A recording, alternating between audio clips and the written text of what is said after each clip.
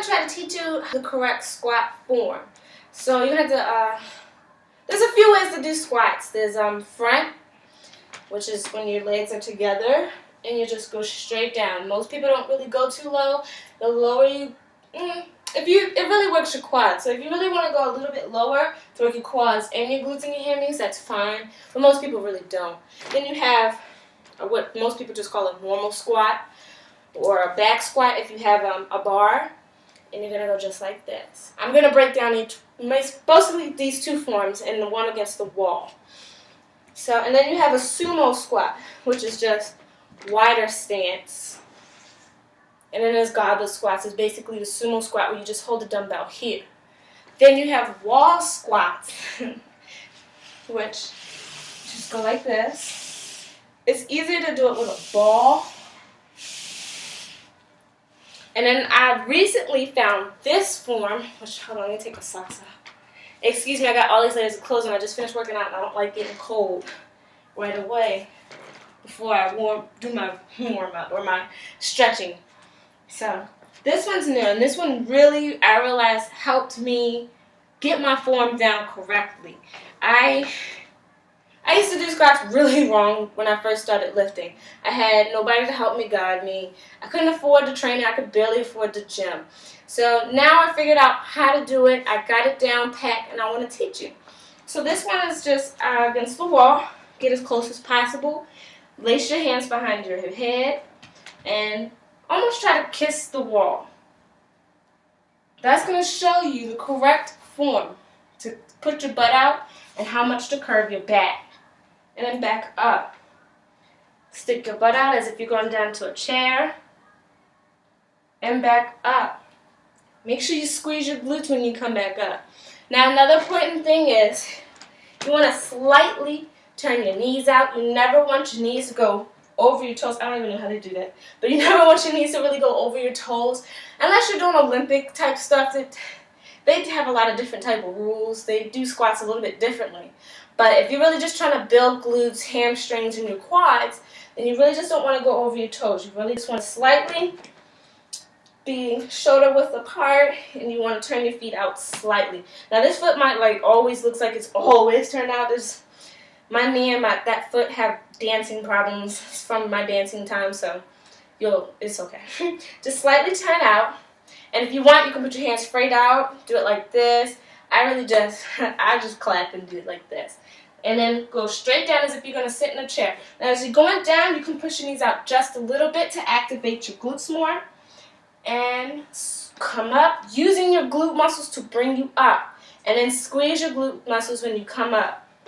Let me give you a side view. Down, keep your chest up, back, your butt down as if you're going to sit in a chair with a slight curve.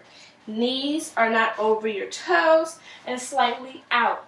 And use your glutes to push you back up and then squeeze.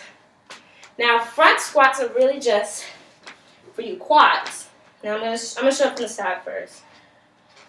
So you want to be basically, I say hip width apart. Some people say shoulder because some people shoulders are in line, but mine really aren't.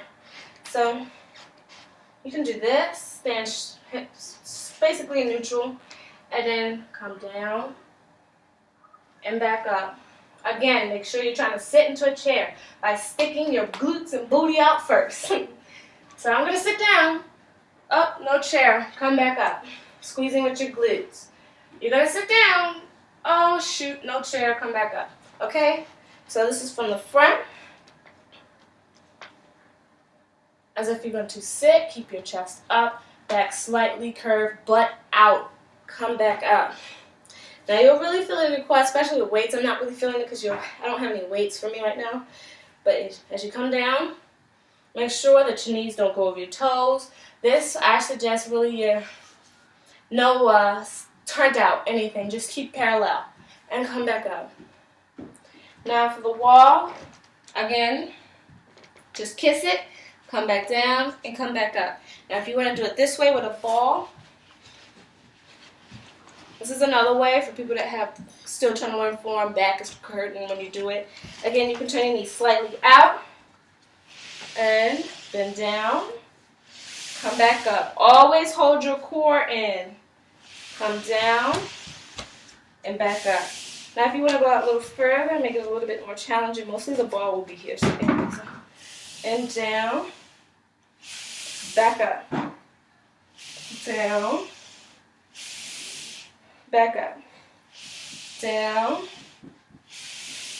back up. Now for me, those are kind of hard a little bit, only because trying to push yourself up against something to come back up is a little hard.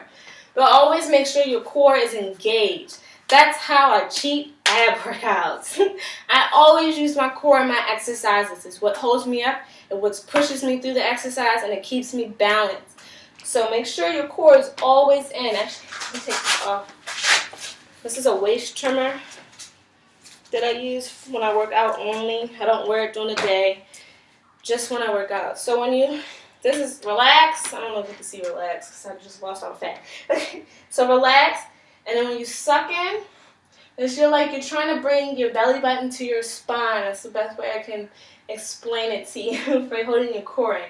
Bring your belly button to your spine. You should still be able to breathe. As I'm talking to you, I have my core in. Okay, so you still should be able to breathe through this exercise. And again, you can do whatever way you want to put your hands. Hold your core in. Slightly turn out your knees. Push down. Come back up through your glutes.